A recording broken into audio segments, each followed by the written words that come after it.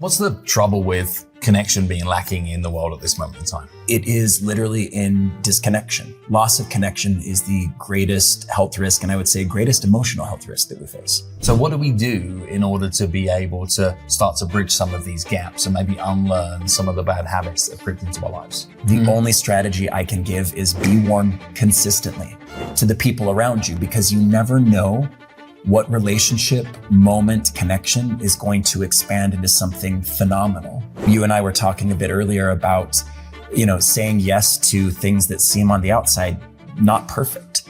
And sometimes by being warm and engaging in opportunities, you can unlock crazy miracles. My very first time keynoting was a whopping $500 keynote for a safety group. And that yes has led to over $500,000 worth of work with that client in the past 5 years. So what is the line between utilizing, whether it's language or skill set or experience to create warmth, wow, and wonder, and doing something for an ulterior motive? The bar is so low, we don't have to do much to be memorable. We just have to do the thing consistently. So Sean, what's the trouble with connection being lacking in the world at this moment in time? I think connection falls apart in a couple of areas. I think people are feeling so burnt out, and not just in the work that they're doing, but we feel kind of hopeless at times. And a lot of the research indicates it comes from disconnection. So we become more brittle, we become more fragile, we become more burnt out when we're not actively leaning into relationships. It's the greatest determinant of our health. It is the greatest determinant in our quality of life, and it's the thing that we often position last in what we do. When you say we are suffering from all that, do you mean other people? Do you mean you? Do you mean me, you, and other people? I mean me sitting right here. I mean you sitting right here. I mean anyone listening. Okay. It's so prevalent. So Vivek Murthy, former Surgeon General of the United States, he did a whistle-stop tour of the country to kind of find the greatest health risk that we're facing. And he found it's not health risks in diet, in exercise, smoking, any of those areas he would have predicted. It is literally in disconnection. Loss of connection is the greatest health risk, and I would say greatest emotional health risk that we face. You know me, and I'm passionate about word choices, but I'm also passionate about moments. Like, where are the moments that show up in life that we should show up better for? I'm intrigued through your body of work. What are the moments that often get missed that you see that could have been moments of connection that simply got overlooked or didn't get to deliver upon the impact they could have done? I think every moment when we're face to face with other people, we have to prioritize those moments. We are so much more effective face to face than we are in electronically mediated environments.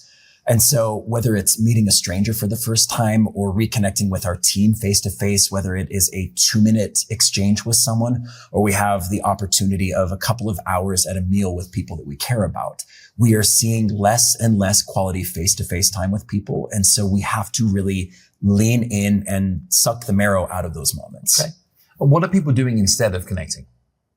Well, we have these things, our devices. We touch those on average 2,617 times a day.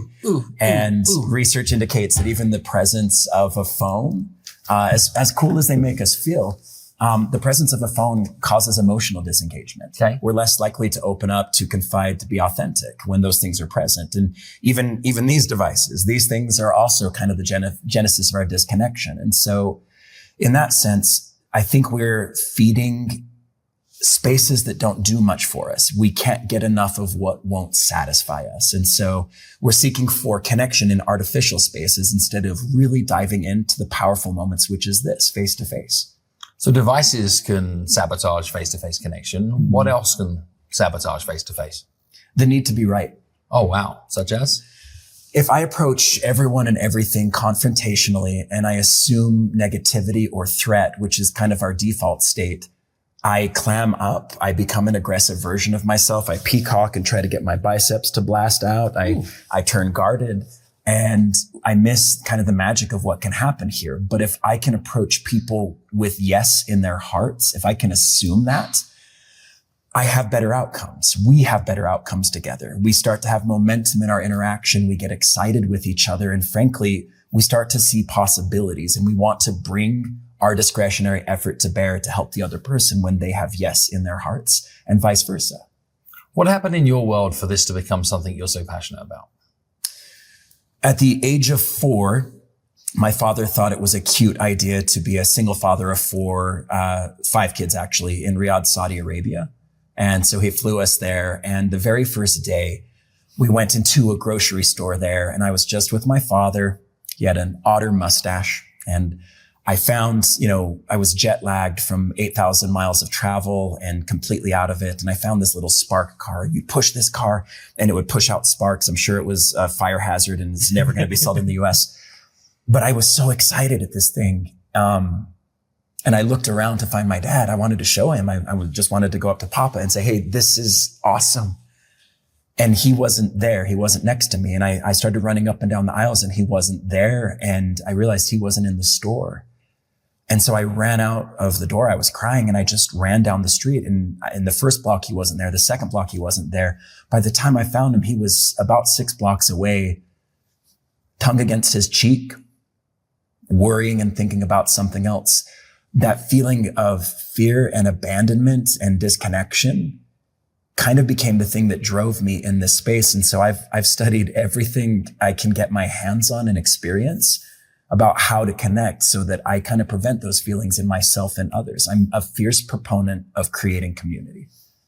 So how do we do it? Because I think if I asked any human being in the planet, would they like to have more warmth in the relationships that matter to them? Would they like to have a heightened level of connection towards everybody they ever look to be able to meet?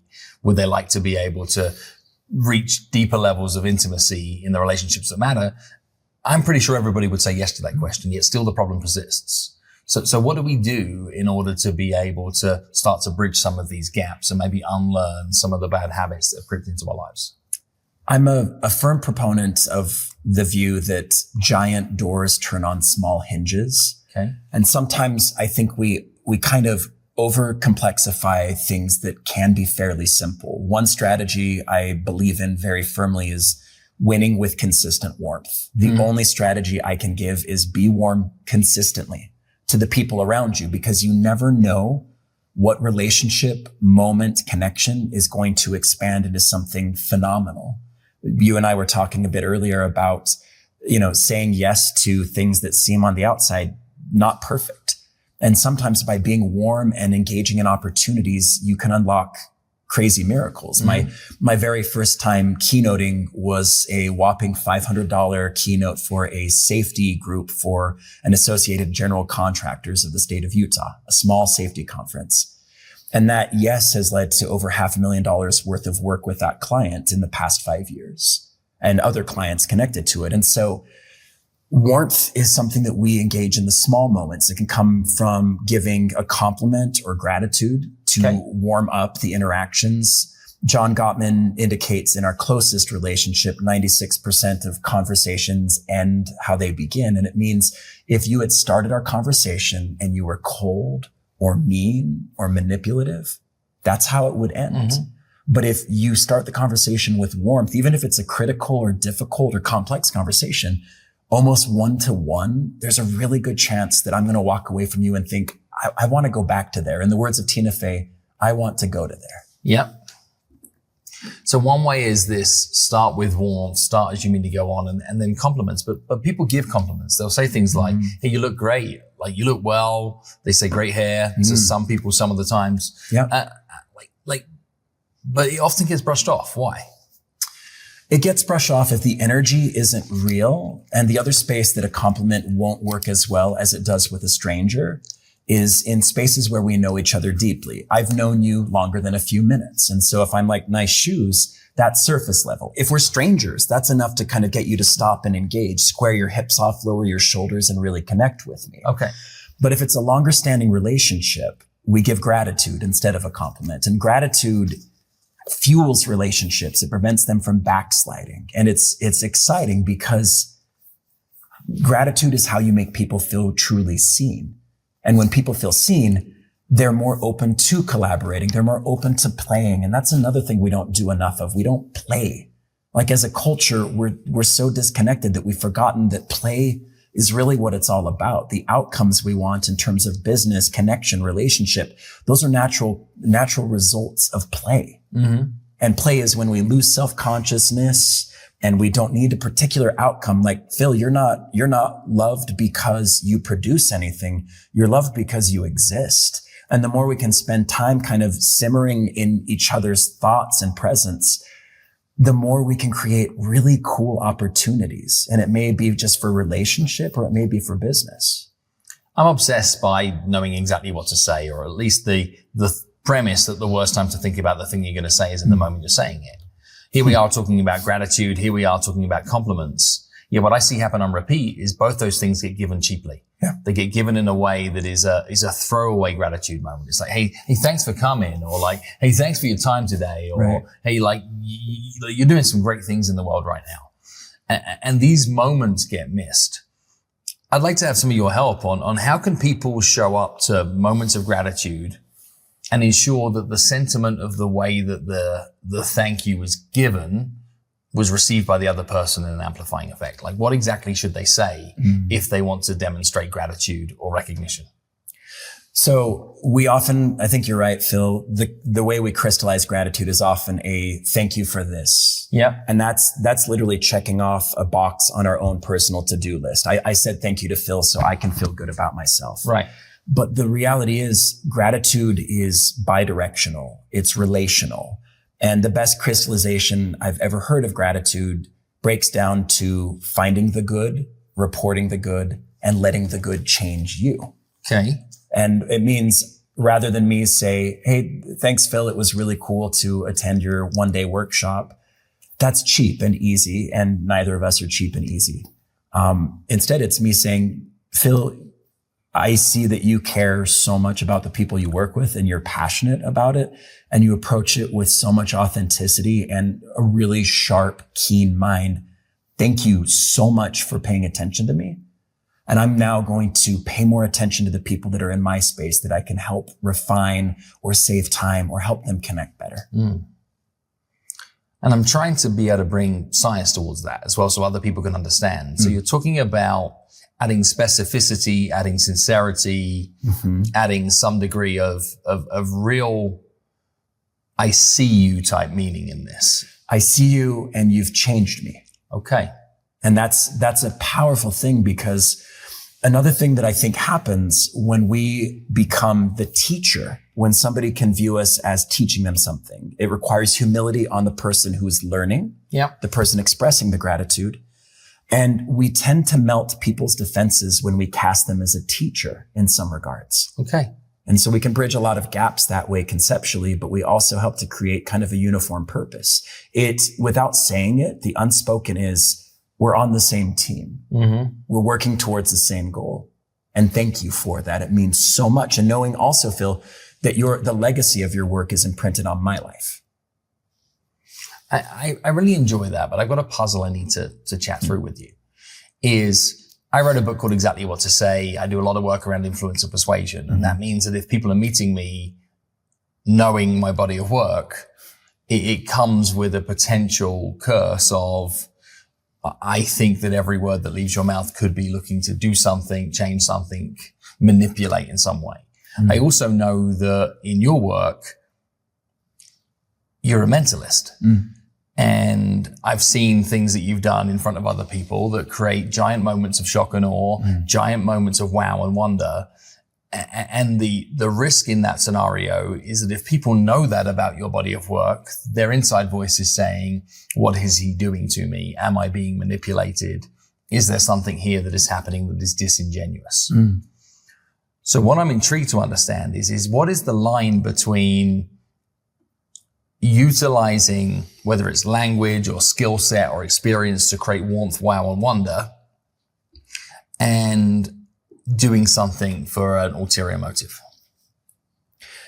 It's the difference between manipulation versus inspiration. And I think it's a great Venn diagram of you and I. The overlap can be people can view what you're an expert in and what I'm an expert in as trying to lead them or push them towards a particular decision or behavior. And it can feel, unless we're aware, it can feel manipulative in that sense. It could be used for bad intent. Right.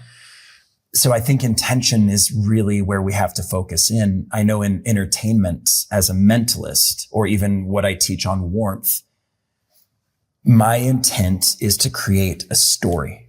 And my only intent is that you walk away with some laughter, some wonder, and feeling recharged and like you were seen, because people crave experience and transformation more than anything, is what research shows us.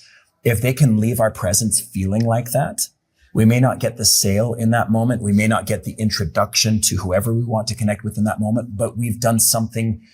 It's a legacy. We become indelible to this person. But we have to be clear on our intent. We could be manipulative. But if we are manipulative, I'm a firm believer that will eventually bite us badly on the back. However, if it is for the intent to do good, I think it magnifies the tools and people can sense that. I think we actually have a very strong ability deep down to sense if somebody has our best intent at heart. So being clear, what is my purpose, even in selling? If I'm here just to take advantage of you in the transaction, I've got my reward. Yeah. But if I feel that what I'm selling will really increase the quality of your life or your relationships or your dreams, I am now supercharged to really be authentic. Yeah. And you're potentially delivering a gift, right? Exactly. Actually, the value exchange is a value multiplier. Yeah. Okay. You create wonder in other people's world. And I've seen it. I've been in the presence of it. What are some of the surprising outcomes that have come as a result of you creating a moment that somebody is experiencing from your act that is delivered beyond expectation or more than expectation? Where are there stories in your world where you're like, you received wonder from creating wonder in somebody else's existence? So that's a great question. The current study of awe, the experience of awe, shows that when we're experiencing awe, we feel less self-conscious and more interconnected. Yeah. So the level to which people feel connected after a performance or a keynote is kind of staggering sometimes. I will have people reach out to me 6, 7, 8 years after we met briefly, and they'll say, this impacted me so much. We want to bring you into our company or into our workshops or our conventions. And I'm always stunned by it because it's not me being amazing. It's that experience of awe that we create. Yeah. And so the ripples that we create when we're consistently warm, when we engage with other people, when we take time in mindful movement and stillness and in nature and all of those things, it's one of those missing pieces that can be a really healing experience, but it gets people giddy and excited. And I'm always stunned. I remember in Vegas a little while ago meeting Dan Lebetsky, the guy who founded Kind Bar. 3 a.m. in a Vegas casino, in the Orleans casino, which if you need to know you failed, that's the casino. But within a couple of minutes, he was giddy like a little child. I have a video of him filming a video of me as I'm pushing someone over from across the room. And it's because of that connection, that warmth, that play that's so missing. And the bar is so low, we don't have to do much to be memorable. We just have to do the thing consistently. So I'm going to close out our discussion today by putting you on the test. And the test is really looking at very precise scenarios, very precise relationships. And I'm looking for a practical, applicable way that people can add warmth to that relationship. First relationship to start with is a friend of yours that you haven't connected with for a while. How could you add warmth to a relationship with a friend of yours that you haven't connected with for a while? What exactly could you do? I call them on the phone, because texts are cheap. Yeah. Again, we lose dimensionality in electronically mediated spaces. So I would call them, even if it's leaving a voicemail. I would say, hey friend, I miss how ridiculously goofy you are when we're talking about basketball. The team you love is wrong, but I still love you and I'd love to connect. So finding those inside things, not just inside jokes, but the inside heartbeat of the relationship, and draw it forth. Again, going back to gratitude. What's something I can truly express gratitude for? Like, you've changed my life. So a meaningful outreach on the phone, either capturing them in person, leaving a voicemail. Yep.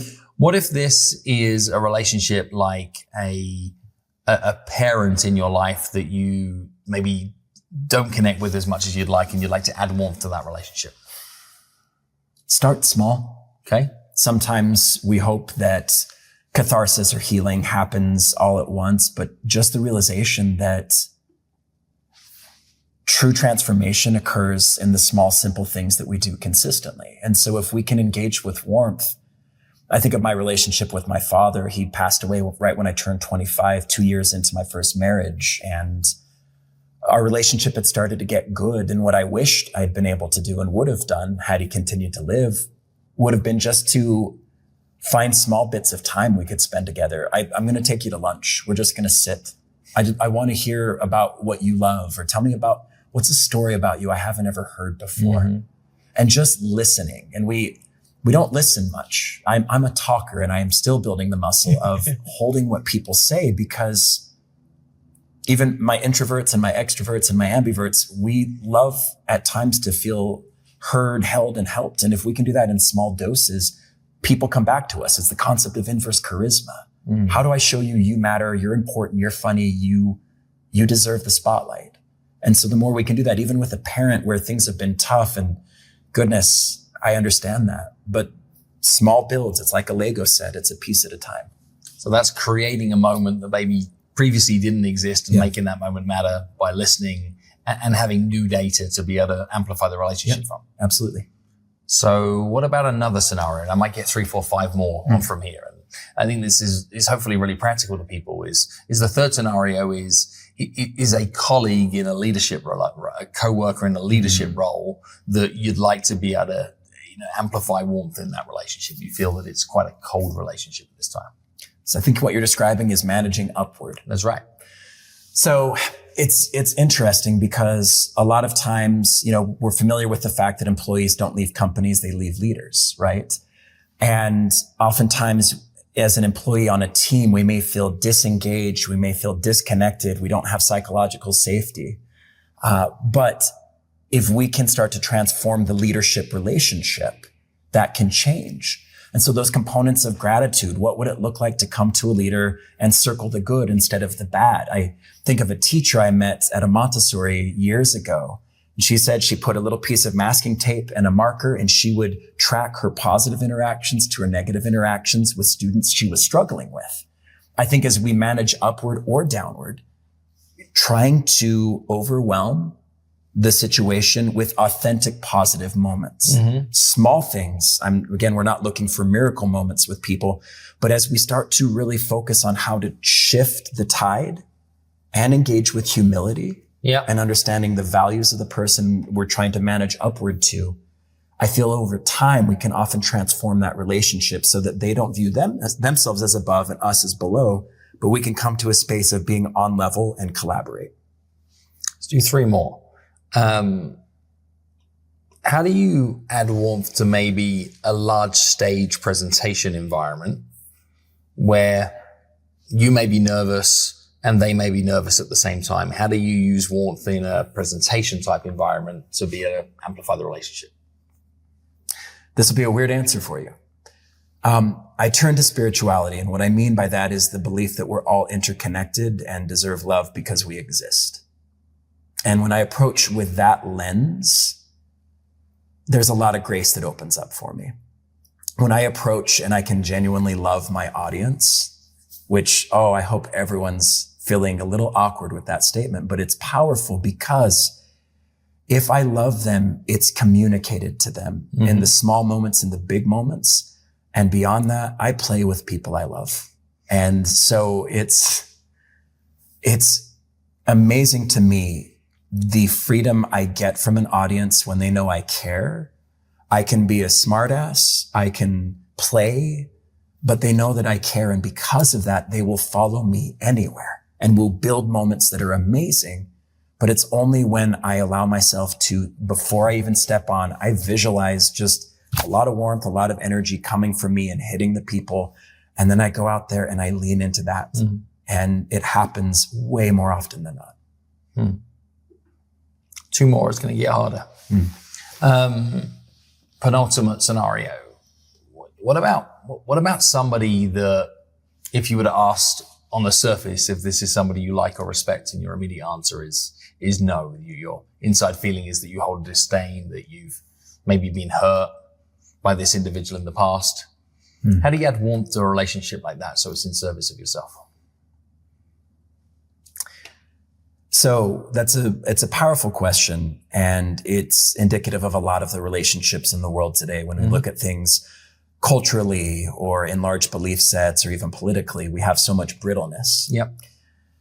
There's some fascinating research on the power of relationship to help mitigate the differences or polarization in our perspectives. And it shows that by sitting and listening, asking powerful questions, and holding what someone says without trying to sway their belief, but just holding what they're saying to understand, tends to bridge that gap. Mm-hmm.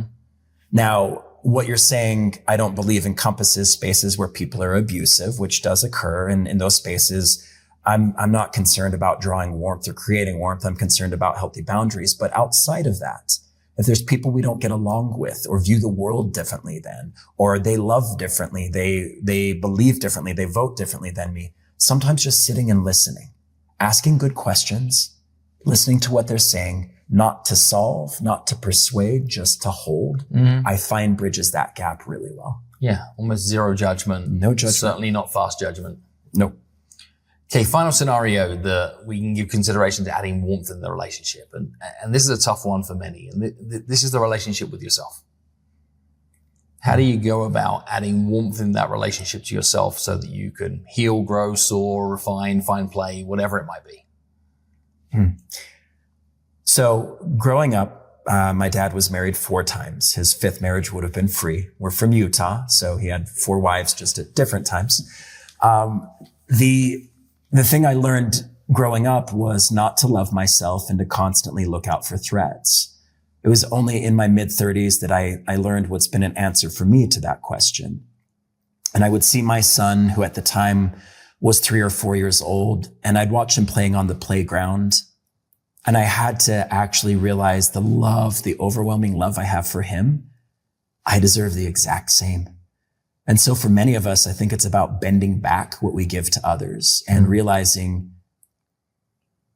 as tough as it is sometimes, flaws and imperfection and all, sometimes we have to just hold ourselves and love ourselves and become our fiercest, most compassionate ally. And the more we do that, that supercharges all of the relationships that you asked about. Every one of them is informed by how we view ourselves and hold ourselves. And it's known as, in some regards, as a primal world perspective. And there's either a negative one or a positive one. But the more we engage with hoping for, believing for, and finding good in ourselves, the more we'll do it for others. And frankly, we transform from brittle to breathing. Wow.